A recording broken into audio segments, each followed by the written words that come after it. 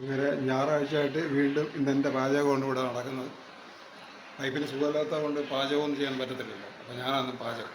കുറേ നാളുകൊണ്ട് ഇപ്പോൾ എല്ലാ ഞായറാഴ്ചയും എല്ലാ ദിവസവും പാചകം ചെയ്ത് വയ്ക്കും. അത് കണ്ടോ, പ്രത്യേകിച്ച് മോളെ ബർത്ത്ഡേ കൂടിയാണ്. അതുകൊണ്ട് ചിക്കൻ മേടിച്ച് നാടൻ സ്റ്റൈലിൽ ചിക്കൻ കറി, ചെറിയ ഉള്ളിയില്ലാത്ത ചിക്കൻ കറിയാണ് ഉണ്ടാക്കണം കേട്ടാ. ചിക്കൻ കറി വെച്ചു, പിന്നീടാ അവിയലുണ്ടാക്കി, പിന്നെന്തുകൊണ്ടുള്ള ചോറുണ്ട്. ചോറ് റെഡിയായി. സ്പെഷ്യൽ സാധനമുണ്ട്. മോളെ ബർത്ത്ഡേ ആയിരുന്നു. ചെറിയൊരു പായസം കൂടെ വയ്ക്കണം. മോളെ നമ്മുടെ തൂത്ത് വൃത്തിയാക്കി ഇവിടെയെല്ലാം എന്നെ സഹായിച്ചുകൊണ്ടിരിക്കുന്നത് നമ്മുടെ വീട്ടിലെ പേഷ്യൻ്റ് അവിടെ അകത്ത് കിടക്കുന്നുണ്ട്. കാണിച്ചു തരാം. അനുവേ ഇവിടെ നമ്മുടെ പേഷ്യൻറ്റിനെ കാണട്ടെ, മുഖം നോക്കട്ടെ.